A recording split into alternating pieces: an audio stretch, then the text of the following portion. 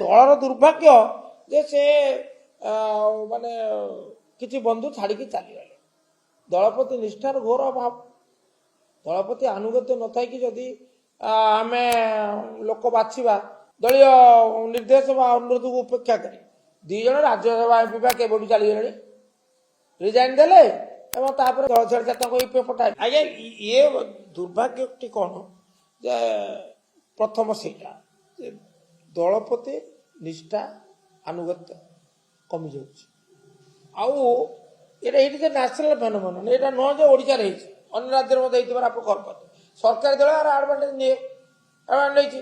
ଏମାନେ କାଲି ସକାଳେ ବିରୋଧୀ ଯିବେ, ଇଏ ବି କରିଦେବେ।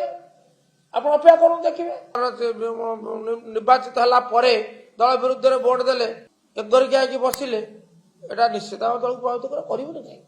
ଯଦି କିଏ କହୁଛି ପଡ଼ିବ ନାହିଁ, ଠିକ୍, ମୁଁ ସେଥିରେ ଏକମତ। ପଡ଼ିବ, କିନ୍ତୁ ତାକୁ ମୁକାବିଲା କରିବା ପାଇଁ ମଧ୍ୟ ଦଳର ନିଜର ରଣନୀତି ପ୍ରସ୍ତୁତ କରୁଛି। ସେଟା ସାଧାରଣ ଭାଷଣରେ କୁହାଯାଏନି, ଆଭ୍ୟନ୍ତରୀଣ କଥା ସେଟା। ନିଶ୍ଚୟ ନିଶ୍ଚୟ, ଇଏ ତ ସ୍ୱଳ୍ପାୟୁ ଦଳ ନୁହେଁ, ଇଏ ଦୀର୍ଘାୟୁ। ତେଣୁ ଆର ଦୀର୍ଘମିଆଦୀ ଯୋଜନା ଅଛି। ମଝିରେ ମଝିରେ ଠୁକର ଖାଇଲେ, କ୍ଷତି ସହିଲେ, କ୍ଷତିରେ ଭରଣା କରିବା ପାଇଁ ଯୋଜନା କରିବାକୁ ପଡ଼ିବ। ଯୋଜନା ଚାଲିଛି, କରାଯିବ।